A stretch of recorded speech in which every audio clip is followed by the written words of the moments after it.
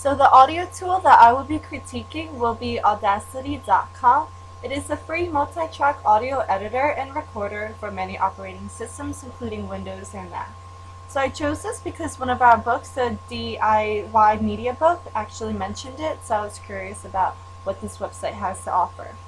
So one of the pro things is that it is absolutely free, and for you to access it, you actually have to download it onto your desktop. So it pops up, right? So it stays in your computer. Mine's right here. And so this is really neat because you wouldn't need internet access as long as you have the software and your music, then you're good to go. So once you download it and once you click on it, you would reach a file that looks like this. And first thing that you would do would be to import a file. So you can just go to File, Import Audio, and you can choose the music. I'm going to choose Anything Could Happen by Ellie Goodland. And it's fairly quick. As you saw, it was just 16 seconds to upload, and the layout would look like this. And while it loads, you can see that there are many tools that are pretty self-explanatory. This feature means to cut, this is to paste, this is to copy, this is to paste, microphone icon, this is to zoom in, and over here you can zoom in and out. So once the song loads, you get the audio file like this, and it shows the sound waves. You can always zoom in and get to see the itty bitties of it and really get specifics in terms of its tropes and whatnot. And if you want to upload another audio, you can do that. You can upload as many as you like, I guess. So I'm going to upload another audio. I'll play only you. And again, it's about fairly quick. It's like 10 to 15 seconds to upload. And the beauty of it is that you can play the music at the same exact time, or you can mute one of them and play it solo. So let me show you how it sounds like together. Just press the play button. So you hear how both of them are playing at the same time. You can pause and then completely stop. You get to do all these features. And if you want to mute one of them, you can just hit that button and it's grayed out, so you only hear one of the songs. And I feel like it's quite explanatory in terms of how the software is designed to help you navigate through this program. It takes a while, especially if you're new and you really want to test out what each thing is.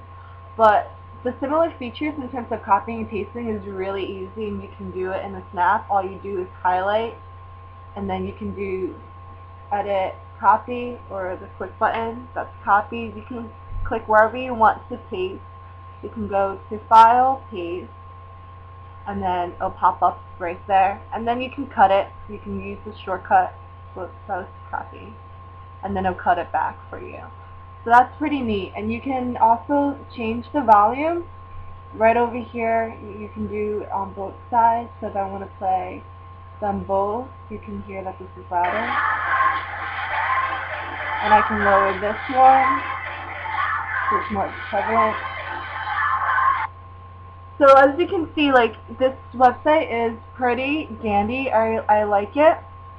And there are many effects that you can do. If you go over to effects, it shows you all of the possibilities that you can. And one of the few features that I actually really like is that you can actually remove the audio, right? You can actually remove the audio right over here under vocal removal to any audio and get the instrumental part. And then at the same time, you can also go to an audio and click on noise removal and get most of the instruments out of the way. So let me show you what I mean. I already did that before, and it kind of took a minute or 2 minutes for the noise removal to happen before the audio removal. That was it wasn't too bad. So here, let me just mute this one. This is just the instrumental part. This was low, so I'll bring it up. So as you can tell, the words aren't there anymore. And then let me show you how the noise removal for Only You by Ellie Goodwin came out.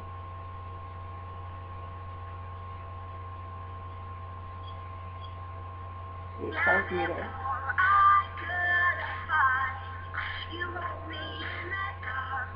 So you can tell that it's a bit more low-key. There's not all of the instruments are being played. So those are the features that I really like, and basically most of all, this is really good for either a beginner or for an intermediate or advanced, depending on how detailed you want to go. Like for example, as a beginner, I just created a simple audio with these two songs. I actually cut a lot of it, and I decided to mute this, and I just copied and pasted like pieces that I want. So I didn't do too much with it because I don't know all of its features, but once you start working with it, I'm sure you will be able to. So in terms of the rubric, with my rating good, okay, or bad, for ease and flexibility for multimodal communication, I would definitely rate that as a good, because even as you go into the help tab, there's a forum, there's frequently asked questions, videos, and tutorials for you to go through. As user-friendly, I would also give that as good, because they are actually, the symbols are quite self-explanatory. It takes a while for the functions to sink in, but they're pretty basic. And for snapshots and examples that are available, I would give that as an okay, just because in the homepage of the actual website, it did include a screenshot of what Audacity basically has to offer, but it doesn't really explain it too much. So it gives you a preview. For reliability, I would also give that as good, because since you download it to your desktop, you don't need to worry about internet connection. And for free and paid, it is a good thing because it is completely free of charge.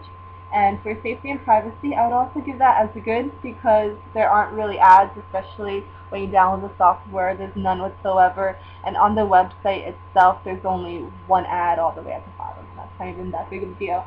So for time as a first-time user, I would rate this as okay, because it did take me a while, just because as a complete beginner, never having to work with an audio software, I really had to like fumble over some of the features and really go through audio tutorials, but that's not a big deal. Matter of fact, once you go into the software, the first thing that pops up is the help forum. So that's usually really good. So as an educational tool, this would be really good if you want to also record your own audio. Then you can edit that in case if there was a lot of noise in the background, you can always do noise reduction. That can make your thing a lot more clear. So with my comments, I would say that this is not a surprise that our book actually mentioned this website. I really do like this website a lot. It offers, you can do a little with it and you can do a lot with it. So I feel like this website is really flexible, and it's also no wonder that there's so many tutorials on it, because it seems like there's a lot of users on it. So thanks for watching.